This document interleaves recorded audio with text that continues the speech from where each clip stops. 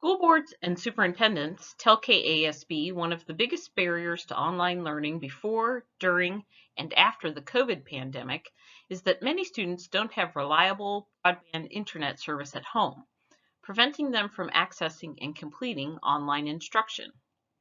This presentation will help you understand the homework gap and equip you to participate in a nationwide call to action this week. According to the National Center for Education Statistics, about 70,000 Kansas children ages 3 to 18 don't have reliable home internet access. This homework gap has existed for many years, has been highlighted by the closure of school buildings to mitigate the spread of the COVID-19 pandemic. Momentum is gathering around the need for equitable broadband internet access. In fact, members of the House of Representatives last week announced they want broadband access to be the modern policy equivalent of the rural electrification effort of the 1930s.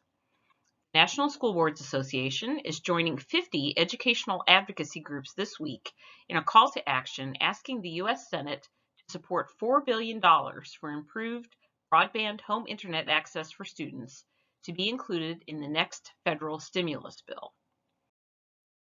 The advocacy effort this week focuses on a U.S. Senate bill entitled the Emergency Educational Connections Act.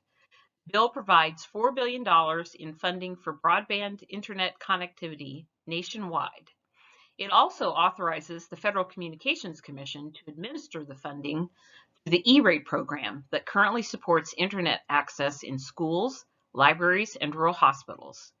Using this existing structure will allow the money to reach students more quickly and efficiently than waiting on Congress to develop a new funding mechanism. Pat Roberts and Jerry Moran represent all Kansans, so advocates should contact each senator to request his support. Senator Roberts is retiring in 2020 after 40 years in Congress. You may want to thank him for his service when you contact his office. Moran has served Kansas in Congress since 1996. He was elected to the U.S. Senate in 2010. Individuals often ask if they should bother contacting Congress. They wonder if their voice will be heard over the din of partisanship and the constantly evolving 24-hour news cycle. Senators, representatives, and their staffs tell KASB they deeply appreciate hearing from the folks back home. They value your input on how their decisions impact everyday Kansans. Communicating with your senator or representative in a thoughtful and professional manner helps establish you as a trusted source of information. The next few slides contain some talking points you can use in your communication with Senator Roberts and Senator Moran. First, as we mentioned previously, 70,000 Kansas students ages 3 to 18 don't have home internet access. Second, lack of access is especially acute in rural or high poverty areas. Next, internet access is critical for summer learning and if and when COVID resurges in the fall or winter. Sharing real-life stories of how the homework gap affects the students in your school district is absolutely critical in capturing a senator's attention. Humanize the talking point and give them the chance to solve a problem for their constituents. You can also mention that your state school board association, that's KASB, supports equitable access to broadband internet for schools, students, and their families. If you call, please be polite. The person answering the phone is probably an intern who has the difficult task of logging and categorizing constituent calls. Treating that person professionally greatly increases the likelihood of your message getting through to the senator. Identify yourself as a Kansan. Briefly state why you hope the senator will support the Emergency Educational Connections Act and thank the intern for taking the message. If you email the senators, same rules apply. Stick to your talking points.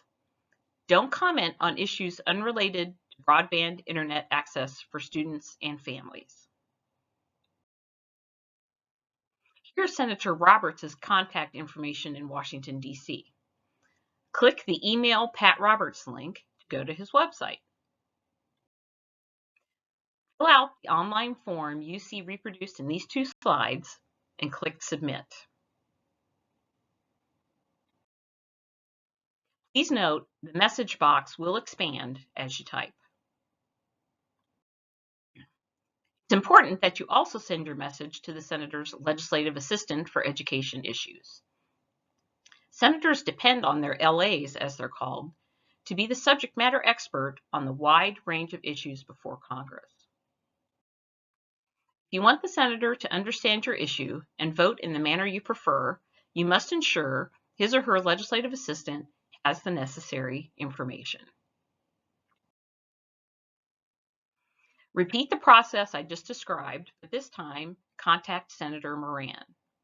You should also email his LA, Kyle Christian. KASB's priority federal issues can be found on page 2 of our policy document at the link shown here. KASB's legislative policies and positions guide our work in Washington, D.C. If you have any questions about this call to action, please don't hesitate to contact me. I'm happy to assist.